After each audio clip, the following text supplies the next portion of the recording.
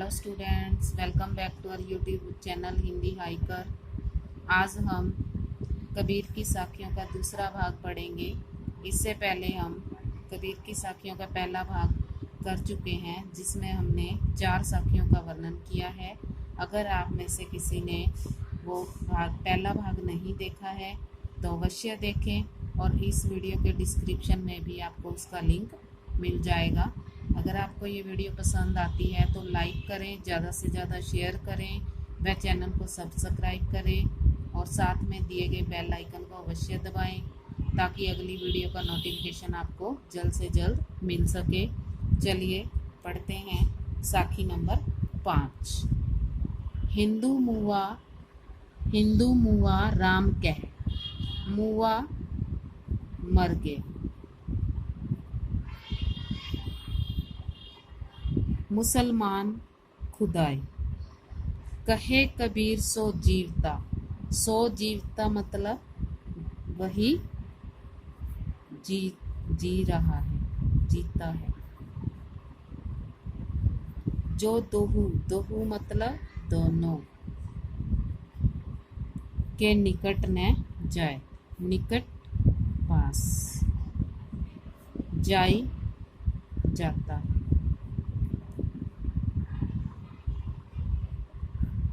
अब यहाँ कवि क्या समझाना चाहता है कि वो यहाँ पर निराकार ब्रह्म की भक्ति का संदेश दे रहा है। निराकार ब्रह्म अर्थात अपने अंदर से ही प्रभु को पाना। अब कवि क्या समझा रहा है कि हिंदू राम का नाम जपते जपते मर गए। राम हिंदू राम कहते कहते मर गए, और मुसलमान खुदा का नाम जपते जपते मर गए। अर्थात हिंदू राम की भक्ति करते करते मर गए और मुसलमान खुदा की भक्ति करते करते मर गए। वास्तव में क्या होता है कि राम और खुदा दोनों एक ही हैं।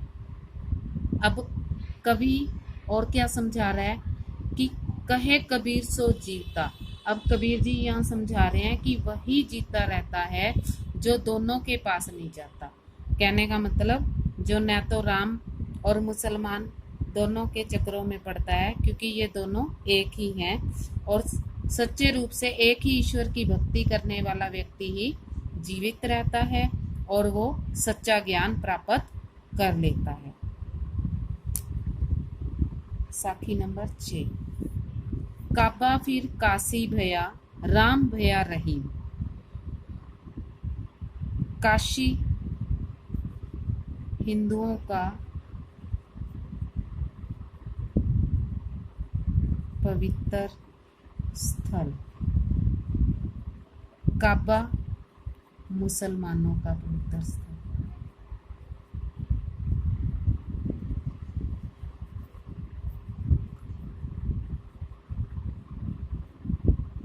अब यहाँ कवि क्या समझाना चाहता है कि जब हम राम और रहीम को छोड़कर एक ही ईश्वर की भक्ति करने लग जाएंगे, तब क्या होगा कि जो मुसलमानों का पवित्र स्थल काबा है वो हमें काशी लगने लग जाएगा और राम हमें रहीम लगने लग जाएगा।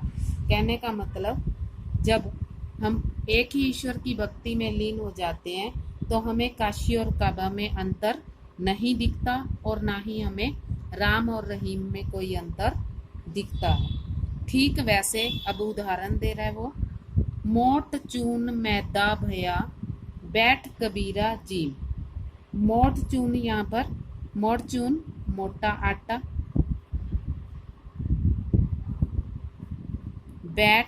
बैठकर, कबीरा कबीर के लिए है, जीम भोजन करना।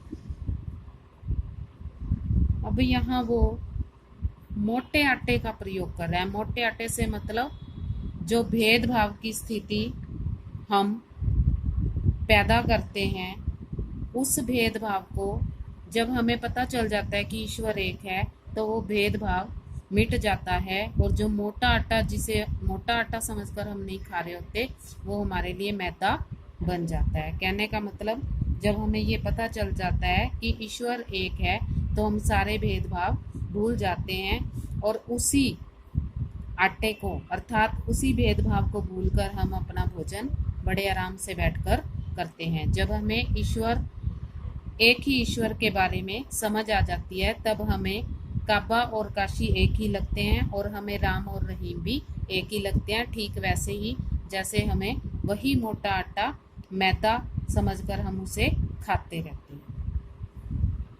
साखी नंबर 7।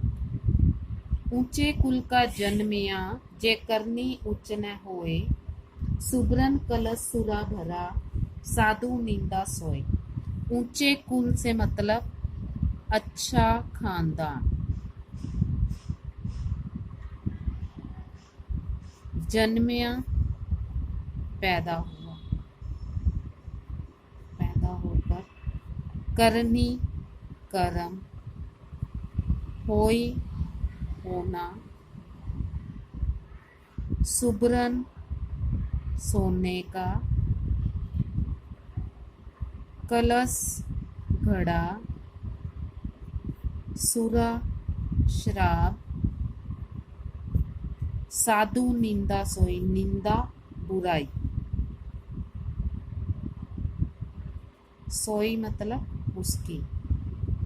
अब यहाँ कवि कुल की परंपरा की पहचान करवाता है, कुल की पहचान करवाना चाहता है और वो बताता है, कबीरदास जी इसमें क्या बता रहे हैं कि ऊंचे वंश में, ऊंचे कुल में, अच्छे खानदान में जन्म लेने का तब तक कोई लाभ नहीं होगा जब तक हमारे काम अच्छे नहीं होंगे, जब तक हमारी करनी अच्छी नहीं होगी, या जब अगर हमने ऊंचे कुल में जन्म तो ले लिया है, उस ऊंचे कुल में जन्म लेने से ही हम श्रेष्ठ नहीं होंगे जब तक हमारे काम अच्छे नहीं होंगे।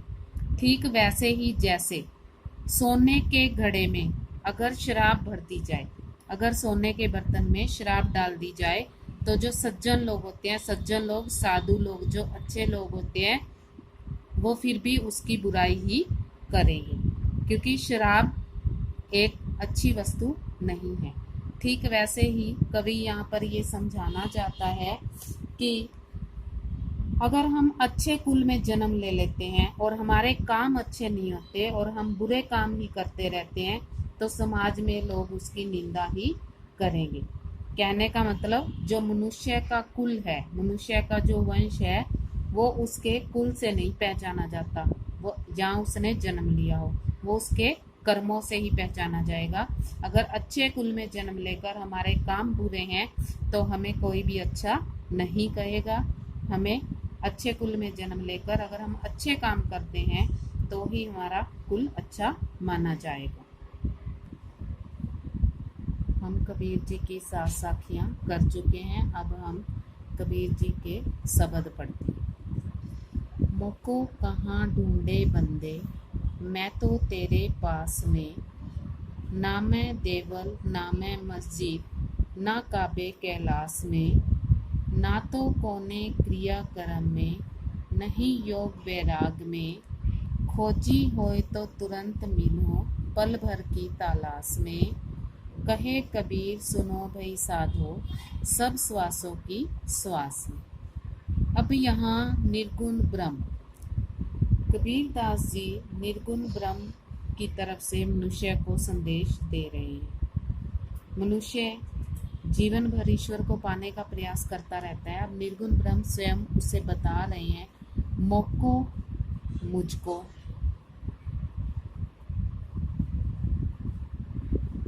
कहाँ ढूंढे बंदे, बंदे मनुष्य, मैं तो तेरे पास में। अब यहाँ निर्गुण प्रभु स्वयं मनुष्य से क्या कह रहे हैं कि हे मनुष्य, तुम मुझे कहाँ खोज रहे हो, तुम मुझे कहाँ कहाँ ढूंढ रहे हो, मैं तो तुम्हारे ही पास हूँ, या मैं तुम्हारे ही हृदय में निवास करता हूँ। ना मैं देवल, देवल देवालय मंदिर, ना मैं मस्जिद, ना काबे कैलाश में, काबा मुसलमानों का पवित्र धार्मिक स्थल, कैलाश, कैलाश पर्वत जिस पर भगवान शिव का वास माना जाता है। अब यहाँ निर्गुण ब्रह्म मनुष्य को समझा रहे हैं कि तू मुझे कहाँ कहाँ ढूंढता फिरता है, मैं तो तेरे पास ही हूँ, मैं तेरे हृदय में ही वास करता हूँ। ना तो मैं तुम्हें देवालय मंदिर में मिलूंगा, ना ही मैं किसी मस्जिद में तुम्हें मिलूंगा, ना काबे के लाश में, ना मुसलमानों के पवित्र धार्मिक स्थल काबा में, और ना ही मैं तुम्हें कैलाश पर्वत पर मिलता हूँ। ना तो कोने क्रियाक्रम में, कोने मतलब किसी, क्रियाक्रम मनुष्य द्वारा ईश्वर को पाने के लिए किए जाने वाले बाह्य आडंबर, मनुष्य द्वारा ईश्वर को प्राप्त करने के लिए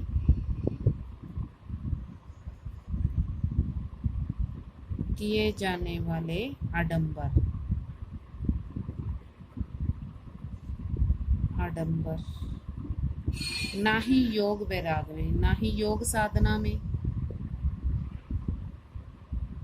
ना ही वैराग्य। अब यहाँ निर्गुण ब्रह्म समझा रहे हैं कि मैं ना तो किसी बाह्य आडंबर में मिलता हूँ। बाह्य आडंबर से अभिप्राय जैसे हम ईश्वर को प्राप्त करने के लिए पूजा पाठ करते हैं, हवन करते हैं, उनसे भी हमें ईश्वर नहीं मिलने वाला।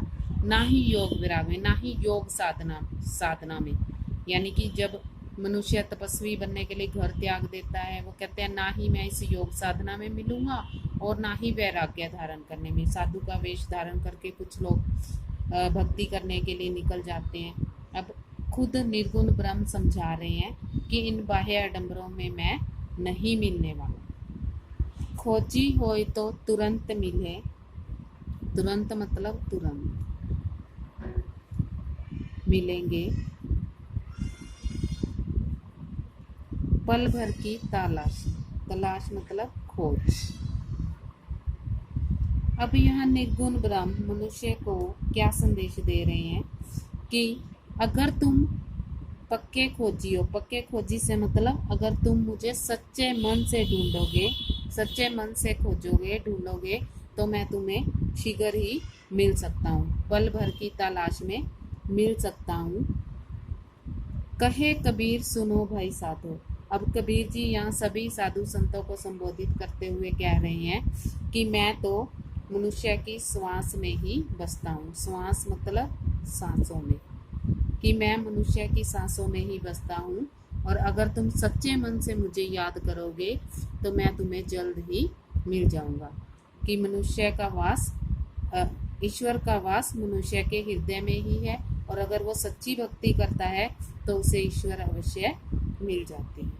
अगर आपको वीडियो पसंद आती है तो लाइक करें, ज़्यादा से ज़्यादा शेयर करें, चैनल को सब्सक्राइब करें और साथ में दिए बेल आइकन को अवश्य दबाएं ताकि नेक्स्ट वीडियो का नोटिफिकेशन आपको जल्द से जल्द मिल जाए।